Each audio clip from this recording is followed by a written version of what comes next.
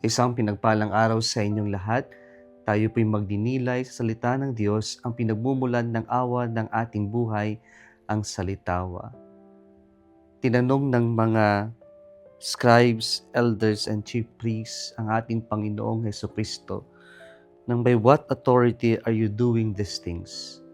Ito po ay pagkaraan na si Jesus ay nagalit sa templo o yung tinatawag nating cleansing of the temple.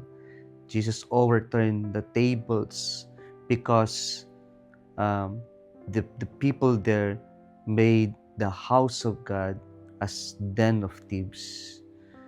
Kaya po, ang mga skriba at mga pariseyo ay nagalit sa ating Panginoong Hesukristo sapagkat para sa kanila, sila lang ang may karapatan sa spiritual na buhay ng mga tao at hindi nila alam kung bakit ginawa ito ng ating Panginoong Hesukristo.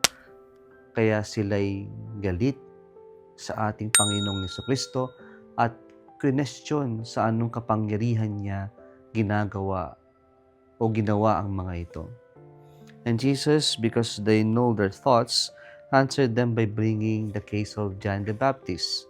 Yung bang si John the Baptist is yung kanya bang binyag ay mula sa Diyos o gawa ng tao? Nasa dilema ngayon yung mga mga scribe at pariseyo at mga chief priests sapagkat pag sinabi nilang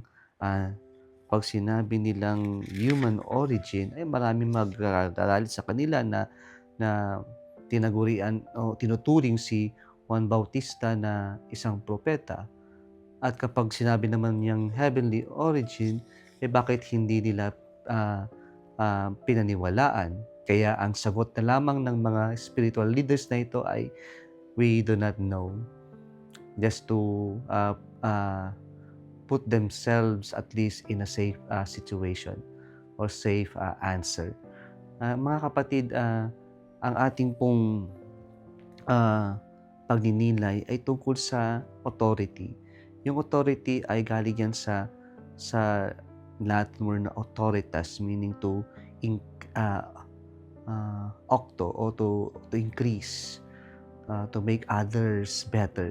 At sana yung authority na yan ay ginagamit natin not to lord over other people, not to maltreat other people, hindi para lokohin, bulahin ng tao o mambuli, pero yung authority na ipinagkatiwala sa atin ay dapat gamitin natin para iangat ang ibang tao.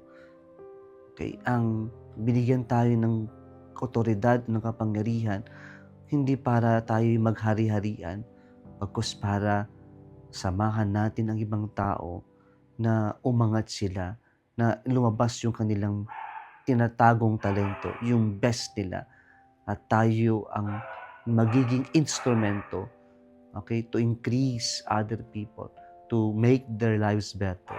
Yan po ang sana muli nating maalala at maintindihan kung ano nga bang ibig sabihin ng authority. Kung nagustuhan mo ang video na ito, huwag kalimutang mag-like, share at mag-subscribe sa Salitawa Facebook page and YouTube channel. Muli isang pinagpalang araw sa inyong lahat.